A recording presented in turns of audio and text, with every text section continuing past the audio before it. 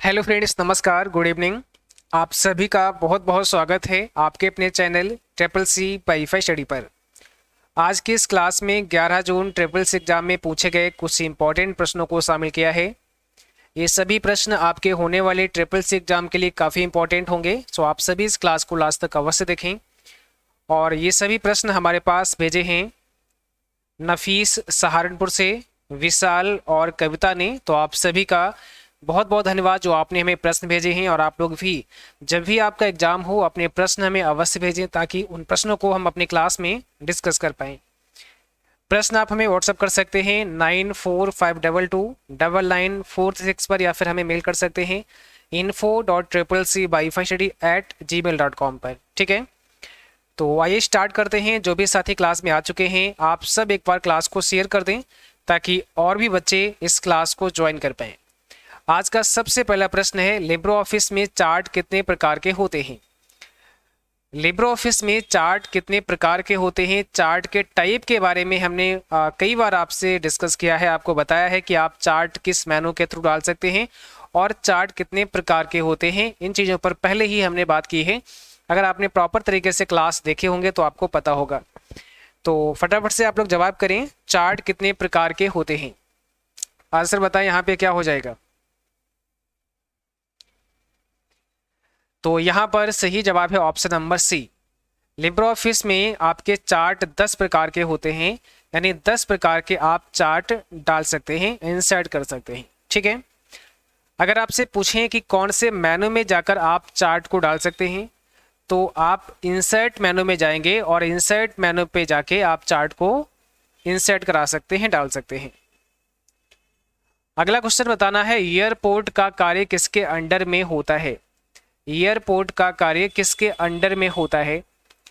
Ministry of civil aviation, ministry of information technology, ministry of home affairs, या फिर none of these. अब यहां पर बताइएगा कौन सा करेक्ट आंसर होगा।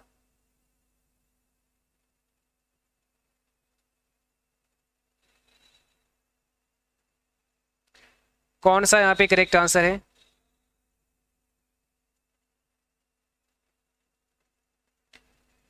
देखिए यहाँ पर आपका ऑप्शन नंबर पहला हो जाएगा ministry of civil aviation. First option आपका करेक्ट होगा, मिनिस्ट्री ऑफ सिविल एविएशन, नागर विमानन मंत्रालय। ठीक है, नागर विमानन मंत्रालय आंसर हमारा पहला करेक्ट हो जाएगा। अगला सवाल का जवाब करेंगे, उमंग ऐप में एन का क्या अर्थ होता है? उमंग ऐप में एन का क्या अर्थ होता है?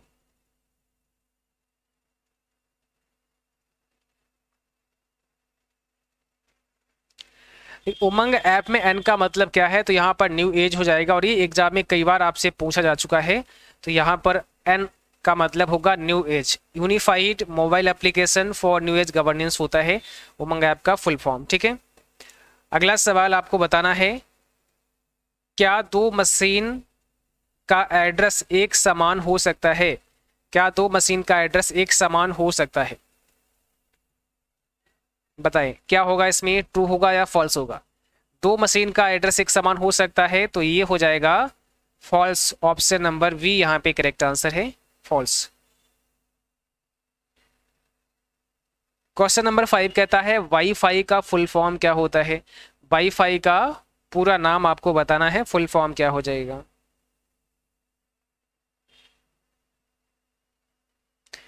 बताइए वाईफाई का फुल फॉर्म क्या होता है?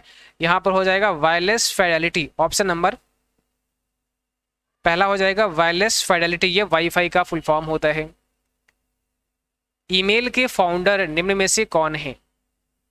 आपको बताना है ईमेल के फाउंडर कौन है। ईमेल के फाउंडर निम्न में से कौन है, इसका जवाब क्या होगा? करेक्ट आंसर आपको देना है कमेंट बॉक्स में। ईमेल यानी इलेक्ट्रॉनिक मेल, और इसके फाउंडर की अगर बात करते हैं तो आंसर हो जाएगा रे टॉमलिंसन। रे टॉमलिंसन ईमेल के फाउंडर हैं। ठीक है, विल गेट्स आपको पता है किसके हैं? माइक्रोसॉफ्ट के फाउंडर हैं विल गेट्स। और अगर बात करते हैं पॉल वर्चेट की तो ये आपके जीमेल के फाउंडर हैं, याद रखना है ये किसके हैं? जीमेल के फाउंडर हैं पॉल वर्चेट। ठीक है, अगला सवाल का जवाब करेंगे, निम्न में किसका प्रयोग करने के बाद बंद कर देना चाहिए? यानी निम्न में से किसका इस्तेमाल करने के बाद में बंद कर देना चाहिए? आपका flash light, application, app update, none of this. थोड़ा सोच समझ कर बताना इसका जवाब हो क्या सकता है, सही जवाब क्या आएगा यहाँ पे, किसका प्रयोग करने के बाद बंद कर देना चाहिए? तो देखो यहाँ पर सही जवाब हो जाएगा एप्लीकेशन। यानी एप्लीकेशन जो भी सॉफ्टवेयर हम यूज करते हैं तो उसका प्रयोग करने के बाद में उसे बंद कर देना चाहिए, क्लोज कर देना चाहिए। तो यहाँ पर करेक्ट आंसर बैठेगा ऑप्शन बी, एप्लीकेशन। बट बहुत सारे बच्चे मुझे लगता है फ्लैश लाइट पर भी जा सकते हैं, क्योंकि जाहिर सी बात है फ्लैश लाइट भी प्रयोग करने के बाद बंद कर देना चाहिए, लेकिन यहाँ पर जो सही जवाब होगा वो एप्लीकेशन होगा, फ्लैश लाइट आपका नहीं होगा। ठीक है, तो यहाँ पर आंसर हमारा बी हो जाएगा। एप्लीकेशन को हमें इस्तेमाल करके, उसका प्रयोग करके बंद कर देना चाहिए, तो आंसर बी होगा। अगला सवाल का जवाब करेंगे। यहाँ पर आपको बताना है iOS ऑपरेटिंग सिस्टम किसके लिए बनाया गया है? जो आपका iOS ऑपरेटिंग सिस्टम है किसके लिए डेवलप किया गया है? सैमसंग मोबाइल फ़ोन के लिए, एप्पल का मोबाइल फ़ोन के लिए, ब्लैकबेरी मोबाइल फ़ोन के लिए, या फिर ऑल ऑफ दीज, उपरोक्त सभी। जवाब करें यहाँ पे क्या हो जाएगा, किसके लिए बनाया गया है? और आप सभी बच्चे जो भी हमने प्रीवियस क्लास आपको दिए हैं उनको आपको देखना है, और जितने भी मॉक टेस्ट हैं हमारी वेबसाइट के अंदर और जो एप्लीकेशन पे दिए गए हैं उनको आपको अच्छे से तैयार कर लेना है, उनको अच्छे से आपको प्रैक्टिस करनी है। जितना ज़्यादा प्रैक्टिस करेंगे मॉक टेस्ट की उतना ज़्यादा चीज़ें आपको और आसान लगेंगी, समझ में आएंगी। देखो यहाँ पर हो जाएगा option V, Apple mobile device के लिए iOS ऑपरेटिंग सिस्टम किसके लिए बनाया गया है? तो एप्पल मोबाइल डिवाइस के लिए बनाया गया है, आंसर हमारा यहाँ पे बी हो जाएगा। अगला सवाल है 197 कम्युनिकेशन का संबंध है। 197 कम्युनिकेशन का संबंध किससे है? ठीक है, आंसर करेंगे क्या होगा इसमें करेक्ट आंसर?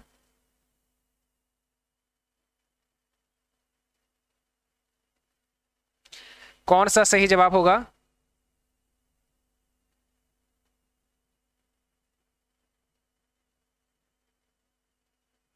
देखिए 197 की अगर हम बात करें तो ये पेटीएम से संबंधित है, ऑप्शन हमारा पहला हो जाएगा, पेटीएम से संबंधित है। ठीक है, 197 कम्युनिकेशन एक इंडियन ई कॉमर्स साइट है, एक इंडियन ई कॉमर्स एजेंसी है, आप ऐसा बोल सकते हैं, और इसका संबंध अगर आपसे पूछें तो पेटीएम से है। ठीक है, अगर आपसे पूछें कि पेटीएम के फाउंडर कौन है या सीईओ कौन है तो आंसर क्या होगा, बताओ।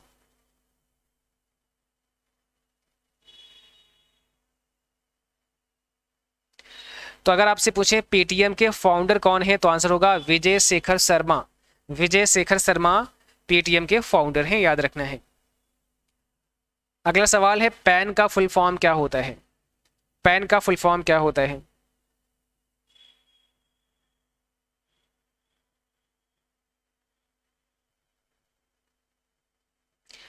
पैन का फुल फॉर्म क्या होता है? पैन का फुल फॉर्म होता है परमानेंट अकाउंट नंबर, ऑप्शन पहला हो जाएगा। यहाँ पर परमानेंट अकाउंट नंबर होगा आपका, ये पैन कार्ड की बात हो रही है, जो आपका पैन कार्ड होता है। और एक पैन नेटवर्क भी होता है जिसे पर्सनल एरिया नेटवर्क भी कहा जाता है, तो डिपेंड करेगा कि आपके क्या ऑप्शन दिए गए हैं, उनको आपको देखना होगा कि किस प्रकार के ऑप्शन आपके सामने हैं। अगला क्वेश्चन है आपके सामने, फेसबुक सबसे प्रसिद्ध सोशल साइट है। फेसबुक सबसे प्रसिद्ध सोशल साइट है, तो इसका जवाब क्या होगा?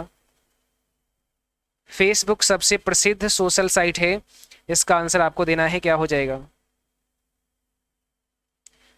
फेसबुक सबसे प्रसिद्ध सोशल साइट है, तो इसका जवाब क्या हो जाएगा? आंसर हमारा ट्रू होगा, बिल्कुल सही है। फेसबुक सबसे प्रसिद्ध सोशल साइट है, इसका जवाब ट्रू होगा।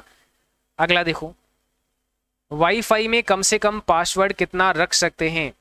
वाईफाई में कम से कम पासवर्ड कितना रख सकते हैं, इसका जवाब करिएगा। कम से कम कितना पासवर्ड रख सकते हैं वाईफाई में? तो कम से कम 8 कैरेक्टर का रख सकते हैं। मैक्सिमम कितना रख सकते हैं? तो मैक्सिमम 63। ठीक है, यानी कम से कम 8 कैरेक्टर एंड मैक्सिमम 63 कैरेक्टर आप रख सकते हैं।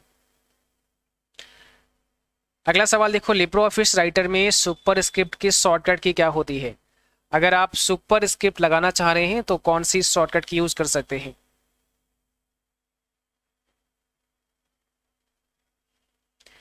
सुपर स्क्रिप्ट की शॉर्टकट की आपको बतानी है। अच्छा, 12 के बाद में 13 गायब है, सॉरी इसके लिए, 14 आ गया सीधे। तो यहाँ पर पूछा है सुपर स्क्रिप्ट की शॉर्टकट की क्या होती है, कंट्रोल शिफ्ट बी हो जाएगा।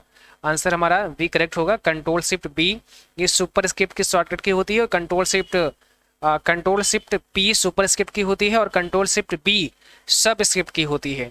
तो यहाँ पर ध्यान रखना है, कंट्रोल शिफ्ट और पी हो जाएगा ये सुपर स्क्रिप्ट की और बी हो जाएगा सब स्क्रिप्ट की। लिब्रे ऑफिस कैल्क में फुल स्क्रीन करने की शॉर्टकट कुंजी बताइए। आप किस शॉर्टकट की से फुल स्क्रीन कर सकते हैं? तो यहाँ पर सही आंसर है ऑप्शन सी, फुल स्क्रीन की शॉर्टकट की होती है कंट्रोल शिफ्ट और जे। तो याद रखना है सी ऑप्शन हमारा करेक्ट होगा। कौन सा ओपन सोर्स सॉफ्टवेयर है? Photoshop, Libre office, MS word, all of these. कौन सा ओपन सोर्स सॉफ्टवेयर है, इसका जवाब आपको करना है कमेंट बॉक्स में। तो राइट आंसर कौन सा हो जाएगा? ओपन सोर्स कौन सा है?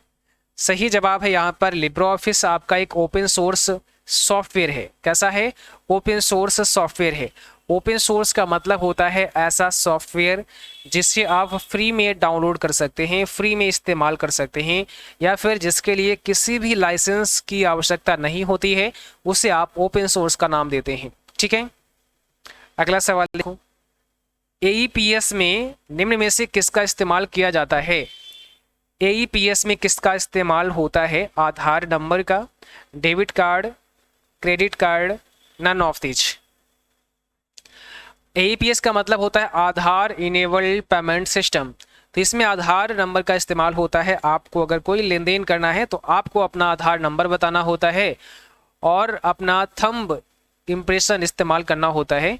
इसके बाद आप कोई भी लेन देन कर सकते हैं, पैसे जमा कर सकते हैं, बैलेंस की इंक्वायरी कर सकते हैं, पैसे आप विड्रॉ कर सकते हैं।